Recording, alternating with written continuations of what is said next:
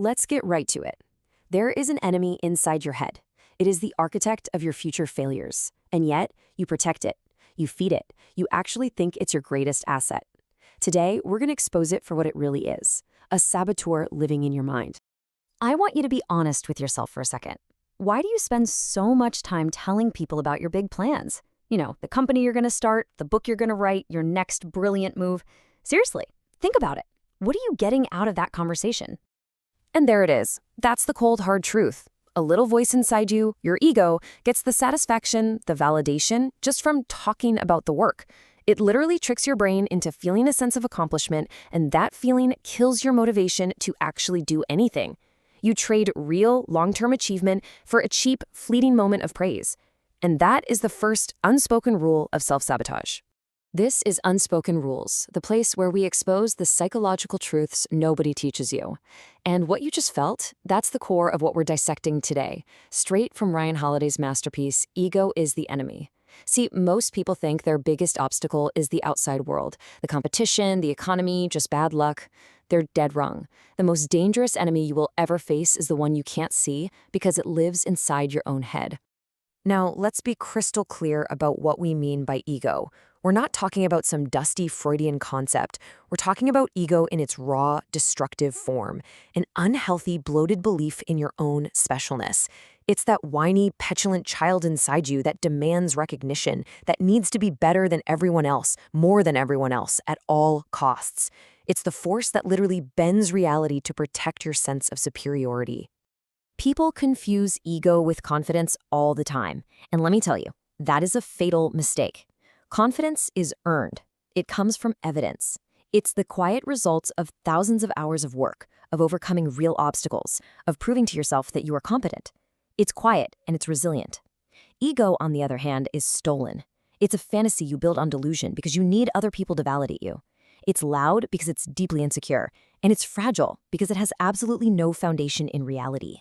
Look at this table. This isn't just a list of words, it's the operating system for success versus failure. Confidence is built on reality, so it actively seeks out feedback. Why? Because its goal is mastery. It just wants to get better. But ego is built on delusion, so it rejects all feedback, seeing any criticism as a personal attack.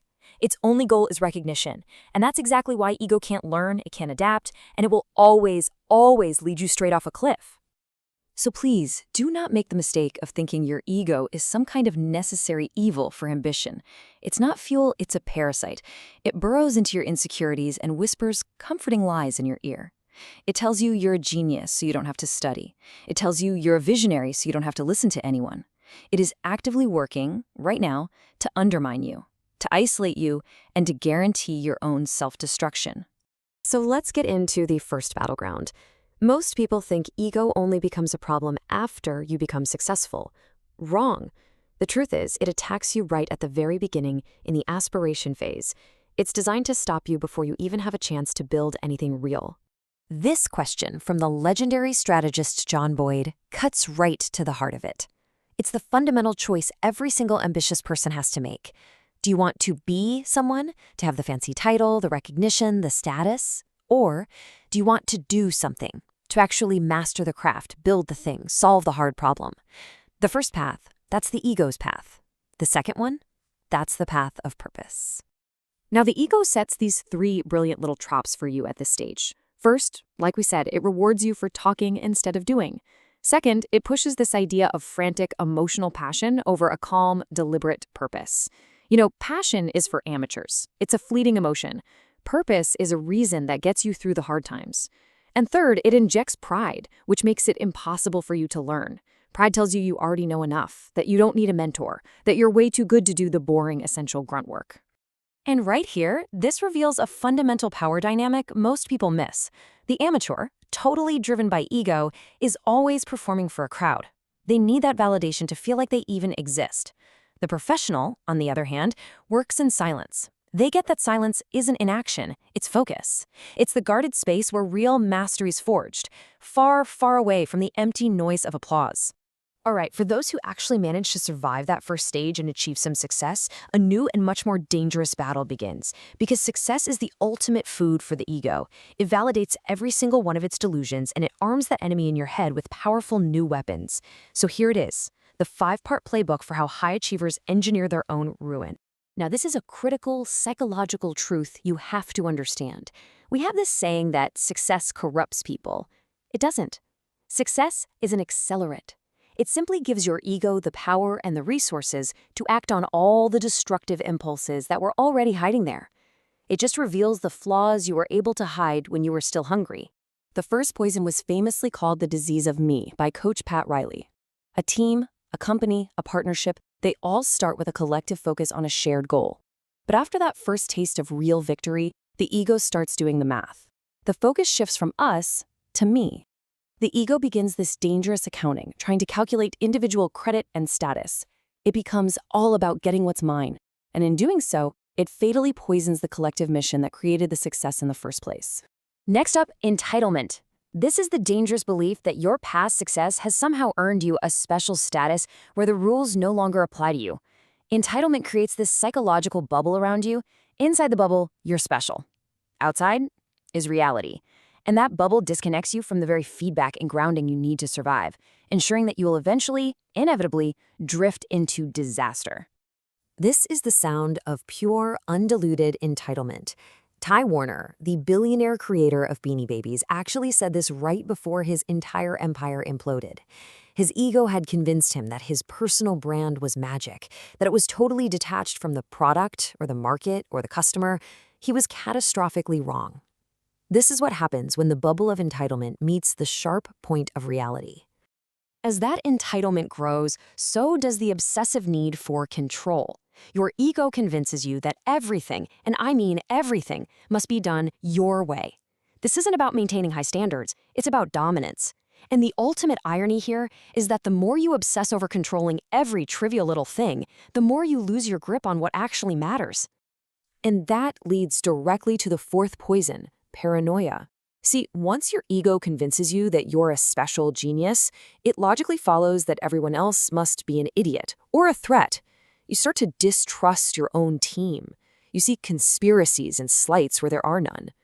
In its frantic attempt to protect your status, your ego actually creates the very enemies it fears, turning allies into adversaries through suspicion and petty political games. And finally, we come to the most insidious poison of all, the narrative. After you've had some success, your ego looks back and rewrites history. It erases luck. It erases the contributions of others. It erases all your mistakes. It creates this clean, mythical story where your success was inevitable, a product of your unique destiny. And this narrative is so dangerous because it makes you believe you have some kind of magic formula, which absolutely guarantees you will fail the next time you face a different kind of challenge. So, what happens when all those poisons do their work? When the fall, which is inevitable, finally comes? Well, that brings us to the final battleground, failure. Failure is a part of any ambitious journey, but ego is what makes failure permanent. It's what turns a temporary setback into a lifelong self-destruction pattern. When you fail, you are presented with a simple choice. Is this going to be dead time or alive time? Dead time is when you let your ego take the wheel. You wait, you blame other people, you complain, you wallow in self-pity. Alive time is the opposite. It's when you actively use the setback as an opportunity to learn, to act, to improve, to utilize every single second. Ego always chooses dead time. Strength chooses alive time. The antidote to ego, in both success and failure, is to run your life on an inner scorecard. Think of it as the internal operating system of all elite performers. They measure themselves by their effort, not the external result. Their identity is tied to their actions, not the world's applause. They focus only on what they can control, the process, and they let go of what they can't, the outcome. And that is why they are immune to both the seduction of praise and the sting of criticism. They're simply playing a different game. And now you have the code. You see the patterns. You understand the playbook. And you will start to see the ego's ugly machinations everywhere. In your boss, in your friends, and most uncomfortably when you look in the mirror.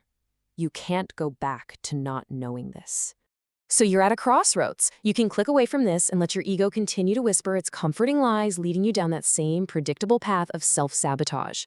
Or you can make a choice to become aware, to join the small group of people who are committed to seeing the world and themselves with brutal clarity. Subscribe and start seeing reality for what it really is.